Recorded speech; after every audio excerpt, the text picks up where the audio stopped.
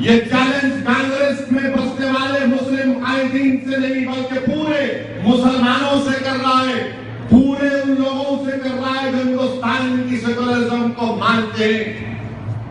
बताओ कितने ऐसे मर्द मुजाहिद थे जिन्होंने कर्नाटका से खड़े होकर उसका जवाब दिया और कहा कि नहीं, इस्लाम दहशतगर्दी को फरोग। 1400 साल पहले जब नबी करीम सल्लल्लाहु अलैहि वसल्लम की जब आमद हुई, आज की आमद दुनिया में दहशतगर्दी के खातिरे का पैगाम था। क्या ये जवाब नहीं दिया जा सकता था? कौन जवाब दिए? कोई जवाब नहीं दिया। कर्नाटका के भटकल को बदनाम किया गया कि भटकल में दहशतगर्द है। भटकल के लोगों ने मुझसे फोन करके कहा, असदुद्दीन अवैसी हमारा एमपी ये कह रहा है, क्या कोई जवाब देगा? क्या कोई बताएगा? मैंने कहा आधे घंटे में सुन लो, टीवी पर देखो, पार्लियामेंट में मेरी तकरीर होगी, मैं तुम्हारी जबान में हिंदुस्तान के वजीर आजम की मौजूदगी में पूछा मैंने कि मिस्टर मोदी, आप 17 तारीख को सूफी कॉन्फ्रेंस में जा रहे हैं, कैसे जा रहे हैं जब आप एमपी कह रहा है कि इस्लाम जब तक रहेगा टेररिज्म रहेगा? अगर ये सच्चा है तो मत जाओ सूफी कॉन्फ्रेंस में, अगर ये झूठा है तो उसको लात मार के निकाल कर कोई बात नहीं कर सकते। कर्नाटका में मुस्लिम अक़लियत की जितनी आबादी है उतनी आबादी के तनासुब के लिहाज से हमारे इलाके में असेंबली जीत कर नहीं आते। मैं फरका परस्त हूं और आप दूध के खुले में हैं। जिला परिषद का इलेक्शन हुआ, एक मुसलमान को टिकट दिए बेचारे को, उसको भी हरा दिए, उसको भी हरा दिए। मैं हमारे भाई से कह रहा हूं कि तुम अगर हमारे प्लेटफॉर्म से लड़ते तो जीत और हार तो दूर की बात, शायद तुमको 1000-2000 वोट बढ़ के जरूर मिलता।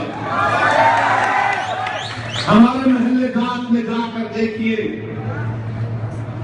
वहां पर बल्दी सहूलतें नहीं दी जाती, वहां पर बुनियादी काम नहीं करवाए जाते और फिर इल्जाम मजलिस इत्तेहादुल मुस्लिमीन पर लगाया जाता है कि हम फिरका परस्त हैं। हम फिरका परस्त नहीं हैं। और जो लोग हमारी आवाज को दबाने की कोशिश कर रहे हैं, मैं उनसे सिर्फ इतना ही कह रहा हूं, याद रखो, आज तुम मेरी जमहूरी आवाज को दबाने की कोशिश कर रहे हो, मगर इख्तियार किसी एक पार्टी के पास नहीं रहेगा। ये कुदरत का निजाम है। कैसा निजाम है कुदरत का कि कभी इख्तियार कांग्रेस के पास 30-35 साल रहा तो कांग्रेस ये समझती थी कि हमको कोई नहीं हटा सकता, इख्तियार कांग्रेस के हाथ से चला गया। आज अगर कर्नाटक के पास अगर एक पार्टी के पास इख्तियार है, कल इंशाअल्लाह ताला तुम्हारे पास इख्तियार नहीं रह सकता। जब इख्तियार नहीं रहेगा और जब कोई तुम्हारी आवाज को दबाने की कोशिश करेगा तो आप क्या कहेंगे? हिंदुस्तान की पार्लियामेंट में कांग्रेस के आपके मुकामी एमपी तकरीर कर रहे थे, वो तकरीर करते वक्त एमपी साहब का माइक बंद कर दिया गया। मैंने उनका एहतजाज किया और कहा कि एनटीआई को मौका दिया जाना चाहिए। ये बड़ी पार्टी के लीडर हैं, ये बुजुर्ग है। तो बाद में उन्होंने मुझसे कहा, अरे आप हमारी तारीफ में खड़े हो गए। मैंने कहा हाँ, जब गलती होती है और जुल्म होता है तो हम जुल्म के खिलाफ आवाज उठाते हैं।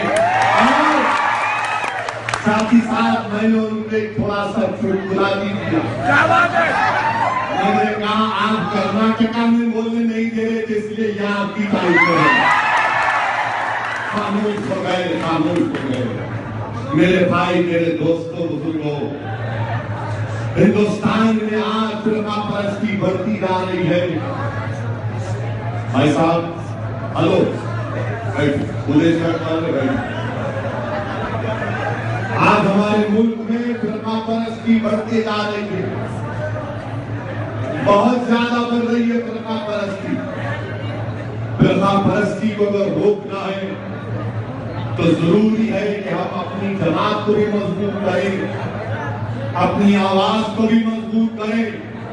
क्योंकि याद रखिए, मैं आप तमाम नौजवानों से, बुजुर्गों से सवाल कर रहा हूं, हमने 65-70 साल में क्या हासिल किया?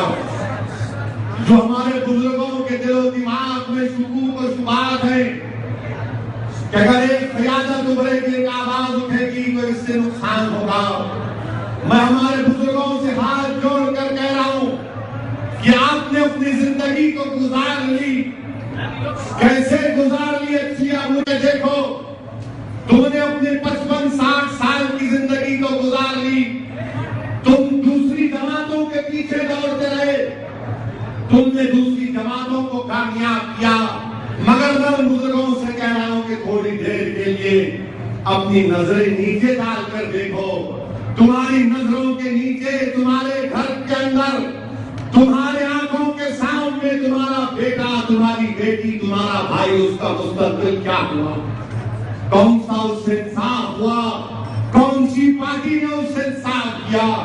क्या उस पार्टी ने तुमसे इंसाफ किया जिसके पीछे तुमने अपनी जिंदगी लगा दी? उन नौजवानों का मुस्तकबिल क्या होगा? उन बच्चियों का मुस्तकबिल क्या होगा? याद रखो नौजवानों, हिंदुस्तान में अगर हमको अपना मुकाम हासिल करना है तो जरूरी है कि हम एक सियासी ताकत बने। अगर हम सिर्फ इफ्तार की दावत करके एक बड़े मिनिस्टर को बुलाकर उसके मुंह में खजूर डालेंगे तो तुम उसके मुंह में खजूर नहीं डाल रहे हो, बल्कि तुम अपने हाथ से अपने पेट पर खंजर मार रहे हो, तुम अपने हाथ से अपने मुस्तकबिल को तबाह कर रहे हो। बहुत हो गई ये इफ्तार की दावतें, बहुत हो गई ये कौमी यकजहती की बातें। अरे हिंदुस्तान में अगर सबसे बड़ा कोई सेकुलर है तो मुसलमान और दलित से बड़ा कोई सेकुलर नहीं हो सकता। हम कभी फिरका परस्त नहीं थे, हमने कभी फिरका परस्ती का साथ नहीं दिया, इसलिए सियासी कुव्वत बनो। और मैं आखिर में एक बात अपनी कहकर खत्म कर दूंगा। कांग्रेस के बारे में मुझे किसी ने कहा कि साहब कांग्रेस के बारे में कोई बात कहो। मैं क्या बात करूंगा? घड़ी में टाइम क्या है देखो, क्या टाइम है घड़ी? तुम्हारी घड़ी की कीमत क्या है? समझे? क्या कीमत है तुम्हारी घड़ी की? क्या कीमत है तुम्हारी घड़ी की? 2000, 5000, 10,000। मेरे हाथ पे जो घड़ी है शेरवानी में रखा, वो हमारे ससुरे की है। यहाँ के चीफ मिनिस्टर 1,40,00,000 की घड़ी पहनते कहते हैं। भेजने के बाद बोल रहे आप मैं म्यूजियम में दे देता हूँ। मेरे को भी दो ना है, मैं भी दे देता हूँ हाथ बाबा को नजर आए। मेरे अजीज दोस्तों, ये बेवकूफ बनाने की मशीन बहुत चल चुकी है। अब हमको इनका टाइम बहुत हो गया, अब टाइम रोकना है।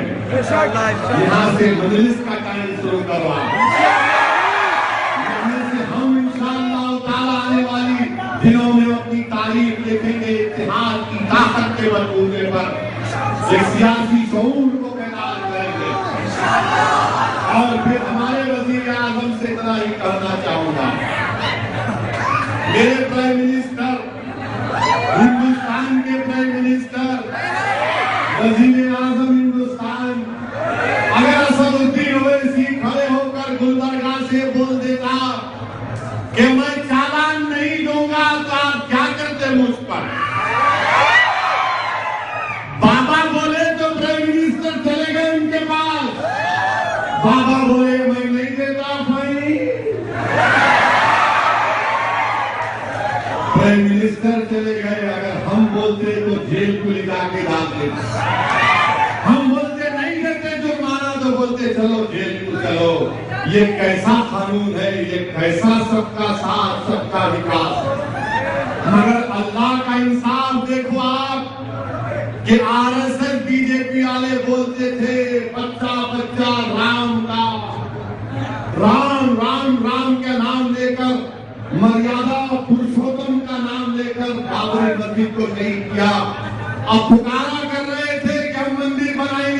कुदरत का भी अजीब निजाम है कि कुदरत ने कहा तुम राम बोले ना, आप कन्हैया ले लो।